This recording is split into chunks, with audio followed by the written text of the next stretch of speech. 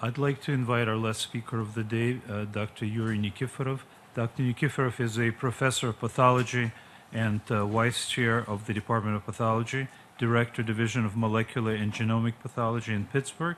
His presentation today is molecular genetic studies in the post-Chernobyl period, achievements in basic and clinical research, and importance of the continuation of scientific research on the medical consequences of Chernobyl. Dr. Nikiforov.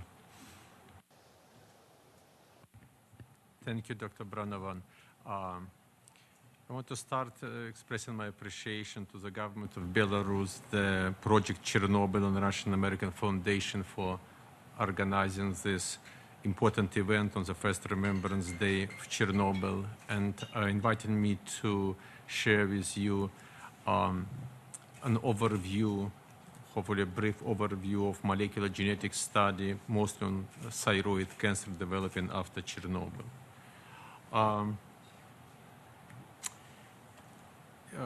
Looking at the literature, available literature on Chernobyl and genetic studies, I mean, here is statistics. I just double-checked it today in the morning. Overall, if we look at the PubMed is a repository of all biomedical literature, sort of available mostly in English-speaking, English language publications. There are about 4,632 publications with the name of Chernobyl.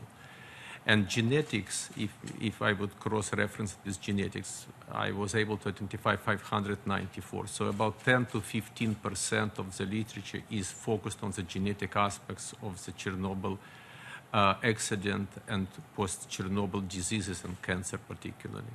So why genetics is important?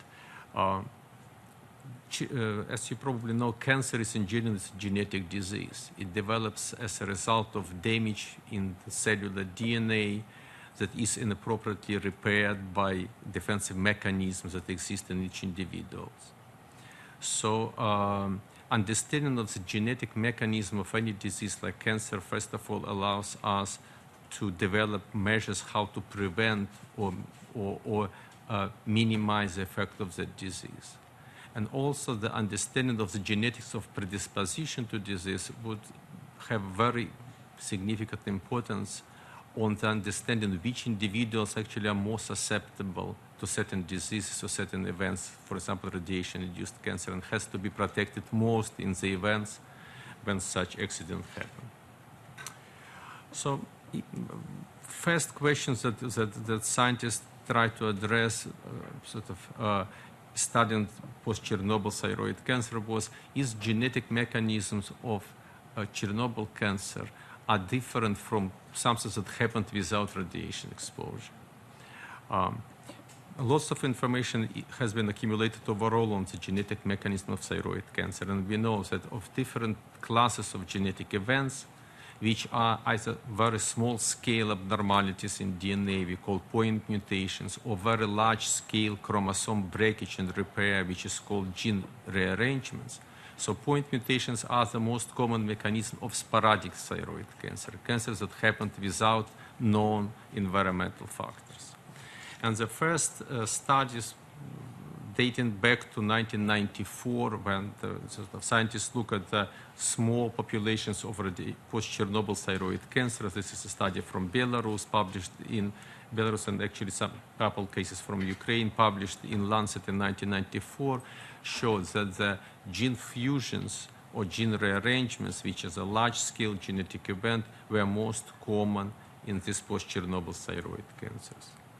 And since then, a large number of publications have appeared studying this phenomenon, with basically confirming this first observation. This is a study of 191 post-Chernobyl papillary carcinomas from Belarus, showing that the vast majority of genetic events in those cancers are these large-scale genetic alterations or chromosome breakage and incorrect repair, which are called in this situation red PTC rearrangements. So by 2005, there was a very large body of literature accumulating in the area that allows us to to suggest that there is a fundamental difference in biological and genetic mechanisms of sporadic thyroid cancer and cancer that develops as a result of radiation exposure. In particular, in this situation is post-Chernobyl radiation. So whereas sporadic thyroid cancer develops through, again, a mechanism of very small scale, just single nucleotide changes in DNA, the radiation-induced cancer is initiated by these large-scale chromosomal abnormalities, chromosomal rearrangements.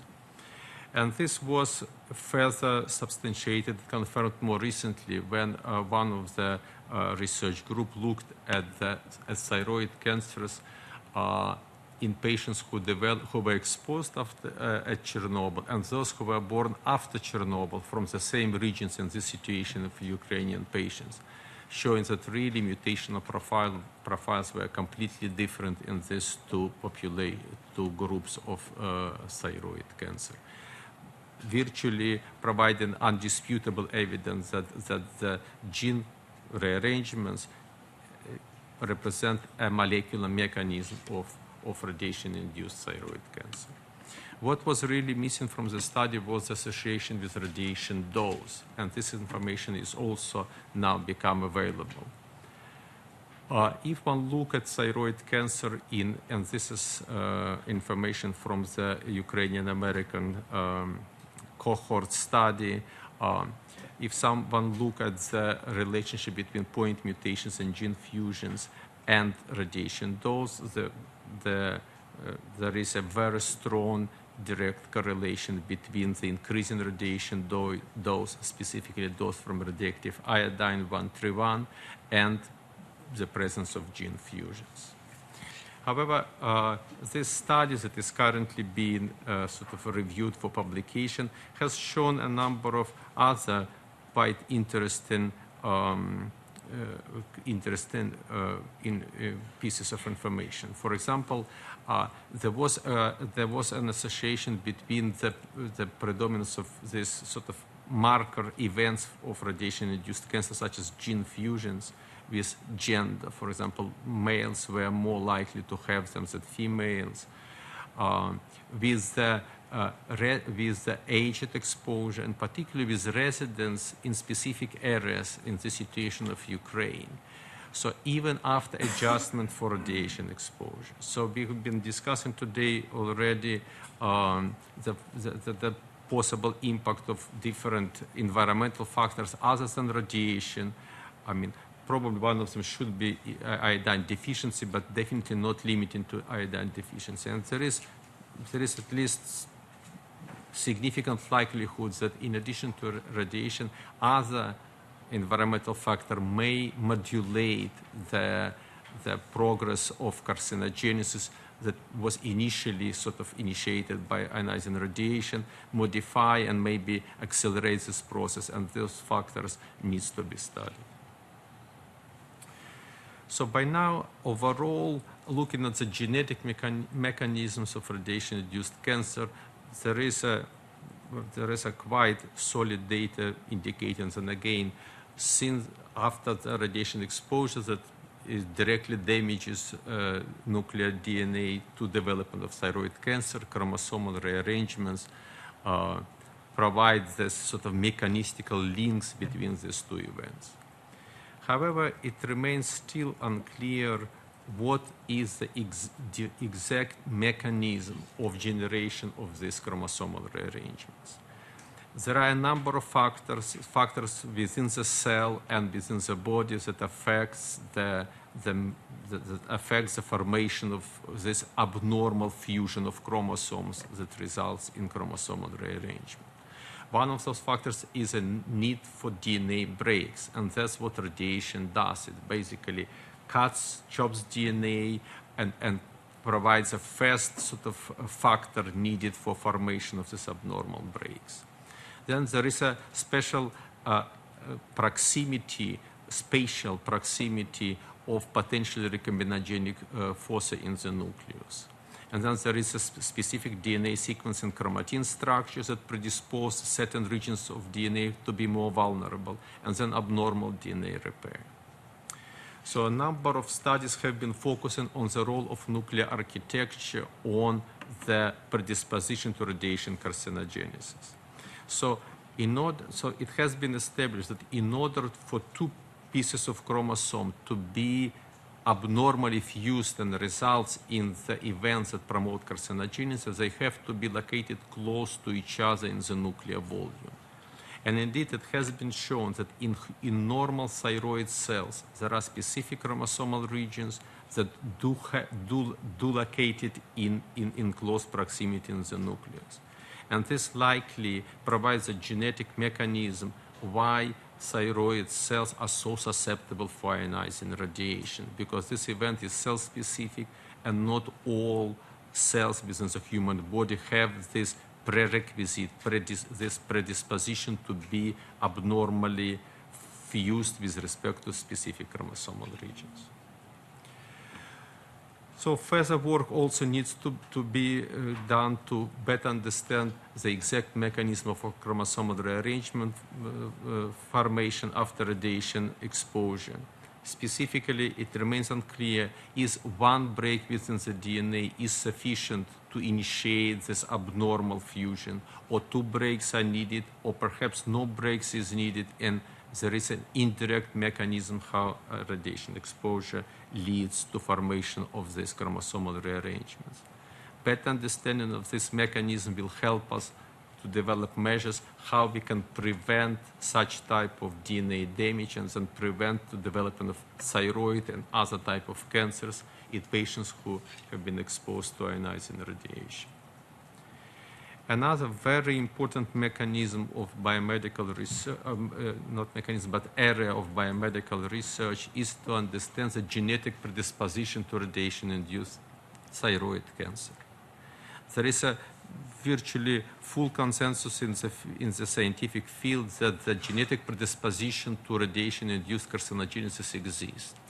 That if you take 10 individuals and expose them to the same dose of radiation, only 1 or 2 will develop cancer, and the rest will correctly repair DNA damage and will not develop it. So why is that? It is at least some early evidence suggests that there's very specific weakness in the particular types of DNA repair would predispose such individuals to abnormal, again, fusion of pieces of chromosome, which would result in this event that will then stimulate carcinogenesis. There are very limited data available at this time. Also, some studies that I show here do look into this. And overall, this area of genetic medicine is still at a relatively early stage.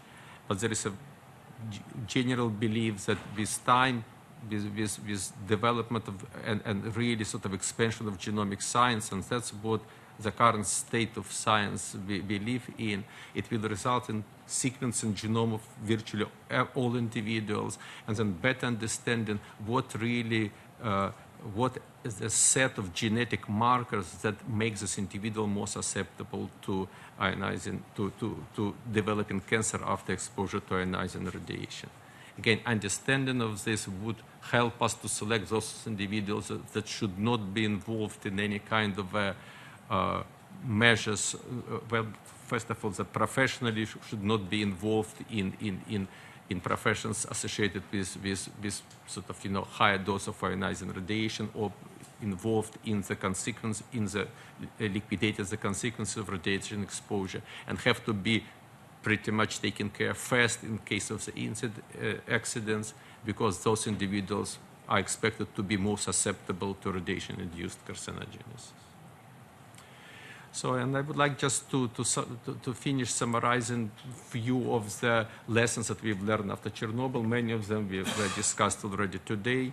I mean, this 31 years after this horrible disaster, we know now without any sort of doubts that environmental exposure to radioactive iodine, iodine-131, during childhood particularly leads to an increased risk of thyroid cancer, and this risk is dose-dependent.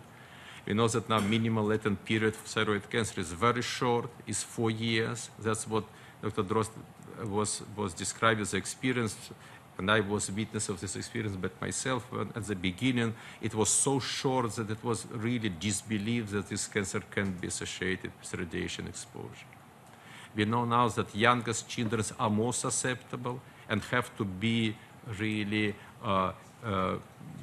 taken care and limited. Exposure should be limited most to this sort of most vulnerable populations. In terms of the molecular mechanisms, there is a strong data suggesting that chromosome breakage and generation of gene fusions is the fundamental molecular mechanism of radiation-induced thyroid cancer. And we also know that nuclear architecture of specific cell types predisposed to recurrent intra- and interchromosomal rearrangement after exposure to ionizing radiation. And this probably provides a mechanism why thyroid cells are so susceptible to radiation-induced carcinogenesis. In terms of kind of new directions of future goals, I believe that more work needs to be done on understanding of individual genetic predisposition to radiation-induced carcinogenesis. Role of iodine deficiency needs to be further studied. It's a very significant, it is likely to be a very significant sort of modifying factor for dose in individuals exposed to ionizing radiation. And role of other environmental factors, the interaction with radiation-induced DNA damage in carcinogenesis is an important factor that needs to be further studied. Thank you. Dr. Nikiforov, thank you so much for your comprehensive review of the work in the field.